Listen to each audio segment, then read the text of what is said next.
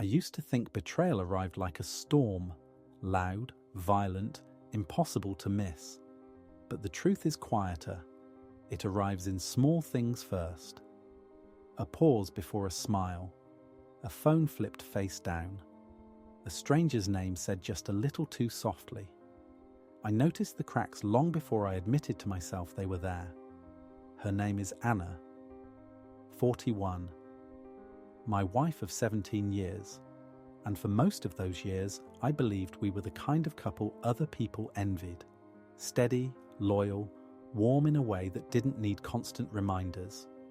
We weren't perfect, but we were us. A team. At least I thought so. The night everything shifted, the house was cold. Not because of the weather, because she came home late again. Third time that week. She moved quietly, trying not to wake me, but I was already awake, sitting on the edge of the bed with my hands clasped so tightly the bones ached. "Hey," she whispered, slipping off her shoes. "Sorry, work ran late." Work. The word tasted sour in my mouth. Her office closed at 7. It was nearly 11. I didn't ask anything. Not that night. I didn't trust my voice. Instead, I watched her in the dim light as she undressed, her movements stiff, guilty in a way she probably thought I wouldn't notice. When she slid under the blanket beside me, she lay on her side, facing away. That's when I knew something was wrong. She hadn't fallen asleep turned away from me in years. I lay awake until morning.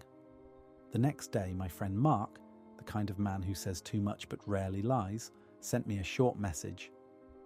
"You should see this." No explanation, just a photo. Anna, and a man I didn't recognize, standing far too close outside a restaurant I'd never been to with her. She was laughing, not the polite laugh she used at work events, but the real one, the one she saved for private moments. His hand was on her waist like he had every right to put it there. I stared at the photo for 20 minutes, not angry, not crying, just numb. Like my mind stepped out of my body and left me to deal with the aftermath alone. That evening, she came home early for once. She cooked pasta, lit candles, tried to talk about her day. Every word she said sounded rehearsed, like she was reading from a script. I could barely look at her. Halfway through dinner, she set down her fork and said, "You're quiet." "I'm tired," I told her. She tilted her head, studying me with those green eyes I once trusted without thought. "Something happened?" I almost laughed. Something happened. The understatement of a lifetime. But I wasn't ready. Not yet. Because saying the words out loud meant there was no turning back. It meant the life we built, the house, the routines, the 17 Christmases together, could collapse in an instant. So I kept quiet. A coward or a strategist, I couldn't tell which. Over the next week I watched her, not in a paranoid way, but in the way a man observes the slow unraveling of something he thought was permanent. She texted more, smiled at messages she didn't show me. Sometimes she went to the bathroom just to answer her phone. I felt like a ghost in my own home. The final confirmation came on a rainy Friday. She got a call while folding laundry. When she saw the name on the screen, her shoulders tensed. She didn't answer. She waited until I left the room, then hurried to the balcony, believing I wouldn't notice. I followed. I opened the sliding door quietly, just enough to hear. Her voice was soft, trembling. "No, I can't tonight.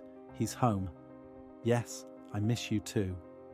A simple line, ordinary even, but it hit like a hammer to the chest. "Miss you?" I didn't stay to hear more. I walked to the bedroom, closed the door, and sat on the edge of the bed, the same place I'd sat the night this all began.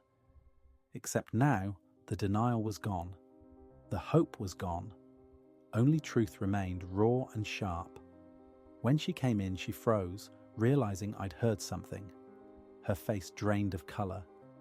"Michael," she said softly, "please let me explain." But explanations don't fix broken glass. "Who is he?" I asked.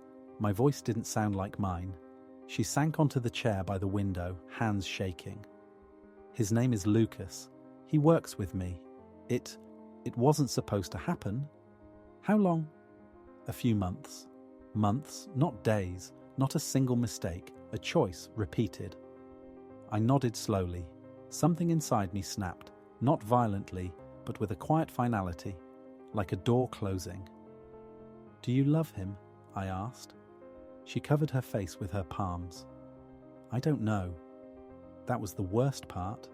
If she had said no, I might have fought for us. If she had said yes, I would have walked away with clarity. But I don't know is a wound that keeps bleeding.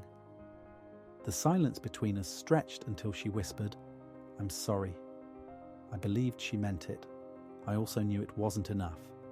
I stood, walked to the closet, and took out a suitcase. Not dramatically, not angrily, just practically. She didn't move to stop me. "Where will you go?" she asked. "I don't know," I said, echoing her earlier words, "but somewhere I can breathe."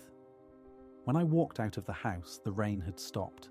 The street smelled of wet asphalt and cold air. I didn't look back. I knew if I did, I might hesitate. And losing myself to hesitation was how I ended up here in the first place. People imagine heartbreak as loud, but mine was quiet, almost peaceful. Because sometimes the calmest moments in life are the ones where you finally understand the truth. Love doesn't always leave when the person does. But trust, once broken, never returns the same way.